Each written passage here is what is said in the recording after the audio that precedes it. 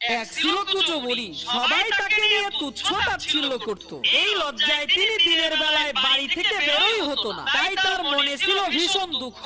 হাসির ছলে একজন মুরব্বী সেই বুড়িকে জিজ্ঞেস করলো, বুড়িমা, মনে করুন আল্লাহ আপনাকে এমন একটা দোয়া কবুলের নিশ্চয়তা দিলেন, যেই দোয়াটা করলে কবুল হবেই হবে, তাতে কোনো সন্দেহ নাই, তাহলে তুমি কোন দোয়াটা করবে? কুজো বুড়ি সাথে সাথে বলল, আমি শুধু এই দোয়াটাই করব, আল্লাহ দুনিয়ার সকল মানুষকে আমার মতো কুজো বানিয়ে দাও। মুরব্বী লোকটি এসে বলল, তুমি চাইলে তো পিঠের কুজো ভালো হয়ে যাওয়ার দোয়া করতে পারতে।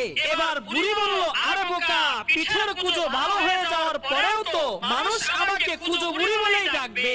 এই নামটা তো সহজেই মানুষের মুখ থেকে যাবে না। তার যে এটাই ভালো, দুনিয়ার সমস্ত মানুষ আমার মতো কুজো হয়ে যাক, সমানে সমান হয়ে যাক।